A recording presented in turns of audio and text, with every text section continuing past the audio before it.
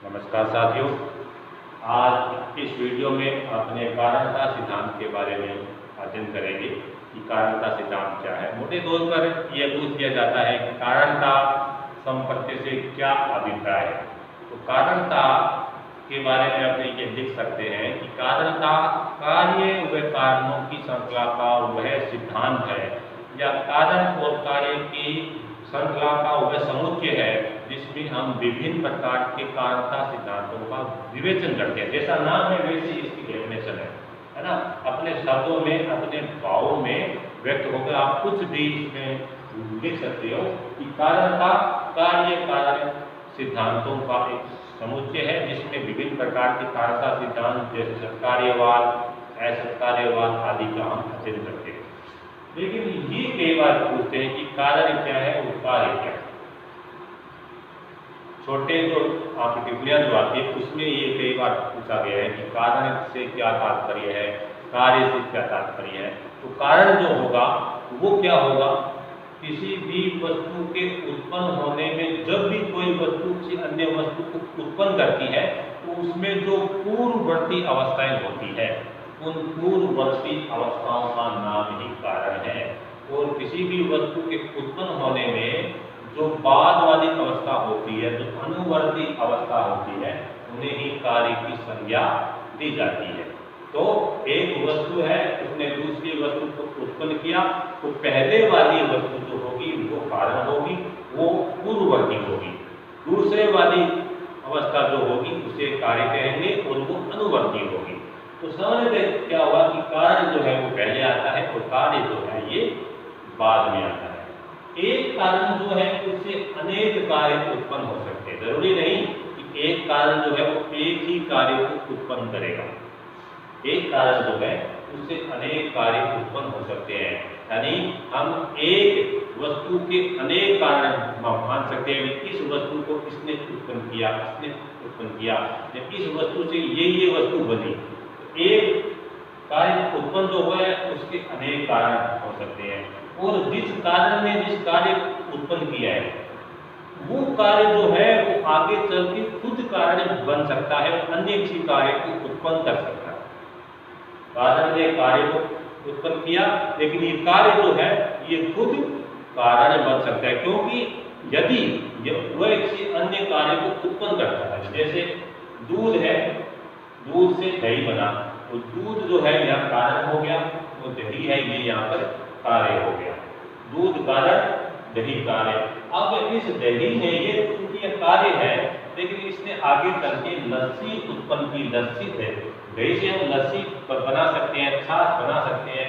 तो यहाँ दही जो है इस लस्सी के लिए कारण हो गया और ये लस्सी जो है ये इस दही के लिए कार्य हो गई। तो देखिए कि यहाँ दूध दही की अपने बात करते हैं तो यहाँ दही कार्य है, लेकिन यही कार्य जो है ये लस्सी के लिए कारण बन जाता है क्योंकि दही ने लस्सी को उत्पन्न किया है। तो कारण ने कार्य को उत्पन्न किया और ये कार्य जो है अगर ये किसी अन्य वस्तु को उत्पन्न करता है तो ये भी कारण बन सकता है, क्योंकि हम जानते हैं कि कारण पहले आता है तो लस्सी से पहले दही, तो लस्सी का कारण हो गया दही, तो दही का कारण हो गया दूध। इन दोनों का कारण हम पूछे कि दही और लस्सी इन दोनों का कारण क्या है, मूल रूप एक कारण क्या है, वो कारण दूध भी होगा दही भी होगा, लेकिन मूल रूप में जो है कारण वो दही ही होगा, क्योंकि दूध से लस्सी नहीं बनी है, दही से लस्सी बनी है। ये चीज तो एक कारण जो है उससे अनेक कार्य उत्पन्न हो सकते हैं और जो कार्य उत्पन्न हुआ है वो कार्य अगर किसी अन्य वस्तु को उत्पन्न करता है तो वह स्वयं भी एक कारण बन जाता है और उससे उत्पन्न जो चीज है वो कार्य की संज्ञा उसे हम दे देते हैं। तो जब भी अपने कारणता सिद्धांत की बात करते हैं तो कारणता सिद्धांत का विवेचन है वो दो प्रकार से किया गया है। एक तो है कारण की दृष्टि से और दूसरा जो है वो है कार्य की दृष्टि से। अब कारण की दृष्टि से यहाँ पर भी इन सिद्धांतों को दो भागों में बांटा गया है। सद कारणार्थ, असद कारणार्थ।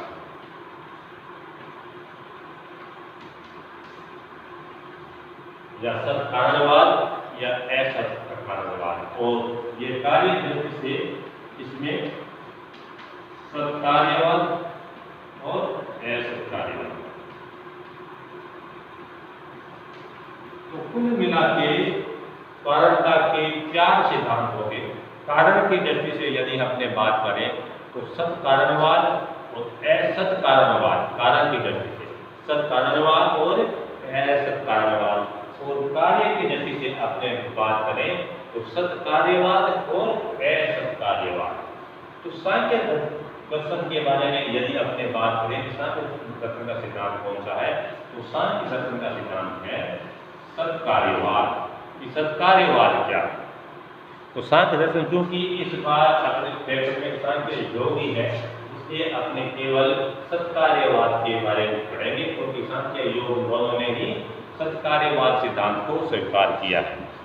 सत्कार्यवाद सिद्धांत क्या है ये देखिए। सत्कार्यवाद सिद्धांत कई बार छोटे प्रश्न में टिप्पणी के रूप में भी आता है कि सत्कार्यवाद किसे कहते हैं, तो नाम लो सत्य कार्यवाद, वाद मतलब सिद्धांत, कार्य का मतलब कार्य, सत्य मतलब जिसका अस्तित्व होता है। यानी सत्कार्यवाद जो सिद्धांत ये मानता है कि कारण और कार्य, ये कि जो सिद्धांत ये मानता है कि कार्य अपनी उत्पत्ति से पूर्व कारण में, कार्य अपनी उत्पत्ति से पूर्व कारण में अव्यक्त रूप से विद्यमान होता है, उस सिद्धांत को ही सत्कार्यवाद कहते हैं। ये डेफिनेशन है, इसको आप एक टाइम में इसको याद कर लो, इसको ये आपके पूरे साफ काम आएगी कि जो सिद्धांत ये मानता हो कि कार्य जो है अपनी उत्पत्ति से पूर्व कारण में विद्यमान होता है अव्यक्त रूप से, जो सिद्धांत ये मानता है कि कार्य अपनी उत्पत्ति से पूर्व कारण में अव्यक्त रूप से विद्यमान होता है, उसे ही सत्कार्यवाद की संज्ञा दी जाती है। जैसे वही उदाहरण दूध और दही। अब दूध से दही बना तो दूध कारण है और दही कार्य है। अब ये दही जो है ये अपने कारण में अव्यक्त रूप से विद्यमान है। आलोचक जो है वो ये कहते हैं कि जब दही दूध के अंदर विद्यमान ही है तो फिर हमें दूध से दही बनाने की आवश्यकता ही क्या है। तो ये कहा जाता है, सांख्य दर्शन ये कहता है इसके बारे में कि ये दही जो है ना, ये दूध में व्यक्त रूप में नहीं है, ये इसमें गुप्त रूप में है, सत्य रूप में है, छुपा हुआ है इसमें। जब ये व्यक्त होगा, अभी ये दही जो है जब तक ये उत्पन्न नहीं हुआ है तब तक ये कारण में तो है। अगर ये कारण में नहीं होता, अगर ये दही दूध में नहीं होता तो फिर दूध से दही बनता ही नहीं।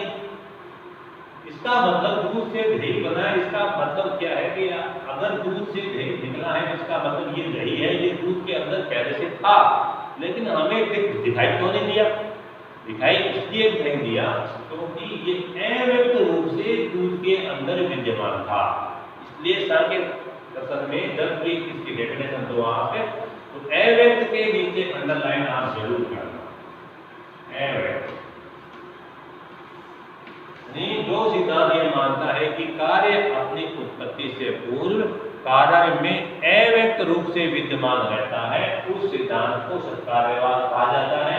और जो सिद्धांत ये मानता है कि कार्य अपनी उत्पत्ति से पूर्व कारण में अव्यक्त रूप से विद्यमान नहीं होता, नहीं केवल नहीं का अंतर है, नहीं होता, उसे असत्कार्यवाद कहा जाता है। जैसे सत्कार्यवाद को निम्नात्मक प्रश्न आ जाए तो उसमें आप सत्कार्यवाद के साथ असत्कार्यवाद के अंतर को भी लिख सकते हो। कि जो सिद्धांत ये मानता है कि कार्य अपनी उत्पत्ति से पूर्व कारण में अव्यक्त रूप से विद्यमान नहीं रहता, उसे असत्कार्यवाद कहते हैं। सत्कार्यवाद के अनुसार कारण और कार्य दोनों सत्य है, असत्कार्यवाद के अनुसार कारण और कार्य में दोनों सत्य नहीं है। असत्य यानी कार्य असत्य है और कारण जो है वो सत्य है। सत्कार्यवाद के अनुसार कारण और कार्य में अभेद है, कारण और कार्य दोनों एक ही है। जब कोई वस्तु बनती है तभी हमें दो रूप दिखाई देते हैं।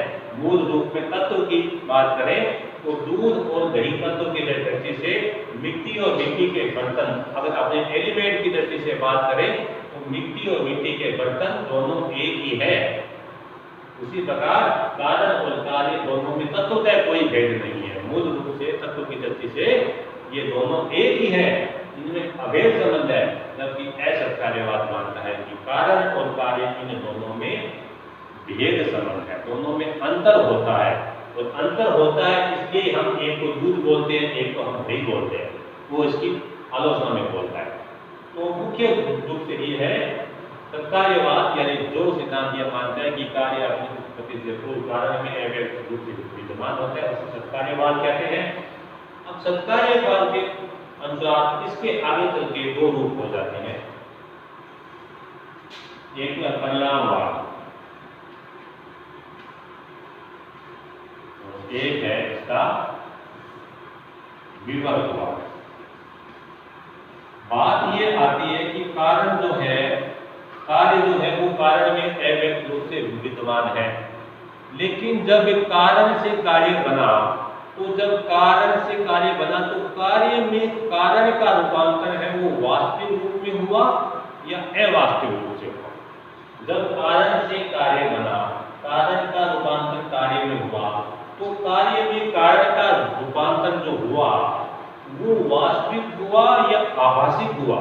तो इसका उत्तर दो सिद्धांतों में दिया जाता है। जो सिद्धांत ये मानता है कि जब कारण से कार्य बनता है तो कार्य में कारण का रूपांतर वास्तविक होता है, उस सिद्धांत को परिणामवाद कहलाता है। जो सिद्धांत ये मानता है कि जब कारण से कार्य बनता है तो कार्य में कारण का रूपांतर वास्तविक होता है, उस सिद्धांत को परिणामवाद बोलते हैं।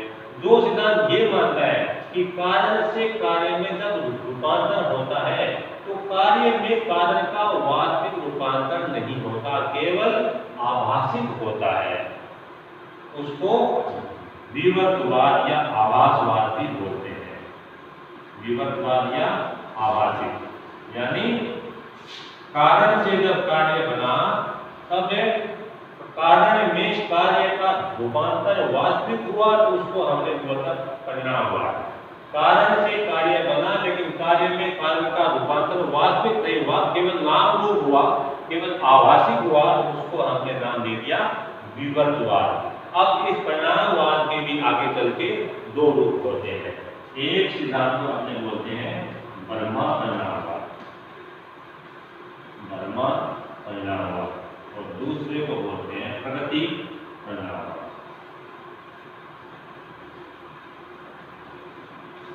जो सिद्धांत ये मानता है कि ये सारा जगत जो है ये ब्रह्मा का परिणाम है, ब्रह्मा का फल है, उस मत को ब्रह्मा परिणामवाद कहते हैं। ब्रह्मा परिणामवाद मत को मानने वाले दार्शनिक कौन से हैं? रामानुज दर्शन, जो आपके दृष्टि में था रामानुज दर्शन, वो ये मानते हैं कि समस्त जगत जो है ये ब्रह्मा का परिणाम है। क्योंकि सांख्य दर्शन जो है वो ईश्वर या ब्रह्मा जैसी कोई सत्ता नहीं मानता, इसलिए सांख्य दर्शन कहता है कि समस्त जगत जो है, समस्त विश्व जो है वो प्रकृति का परिणाम है। इसलिए सांख्य दर्शन के सिद्धांत को प्रकृति परिणामवाद भी कहा जाता है। कई बार चौथे प्रश्नों में टिप्पणी के रूप में पूछते हैं कि प्रकृति परिणामवाद क्या है, क्योंकि यह सांख्य दर्शन का सिद्धांत है। सांख्य दर्शन ये मानता है कि समस्त ब्रह्मांड, समस्त जगत जो है ये प्रकृति का ही परिणाम है। समस्त जगत जो है ये प्रकृति से ही विकसित हुआ है, और ये जगत जो है ये उत्पन्न होने से पहले प्रकृति में ही अव्यक्त रूप से विद्यमान था। तो जैसे ही प्रकृति से अव्यक्त से ये व्यक्त होता है, उसको हम जगत की संज्ञा दे देते हैं। और ये प्रलय के समय ये सारा जगत जो है ये प्रकृति के अंदर ही जाके विलीन हो जाता है। इसका मतलब क्या हुआ कि प्रकृति से ही समस्त जगत की रचना हुई है, प्रकृति से ही समस्त जगत की रचना हुई है, प्रकृति से ही समस्त संसार बना है। सारे संसार का कारण जो है वो ब्रह्मा या ईश्वर नहीं है, वेद नहीं है, बल्कि सांख्य मानता है कि समस्त जगत का परिणाम जो है वो प्रकृति है। इस मत को ही प्रकृति परिणामवाद की संज्ञा दी जाती है। तो ये आपका कारणता संबंधी सिद्धांत है, ये पूरा होता है। धन्यवाद।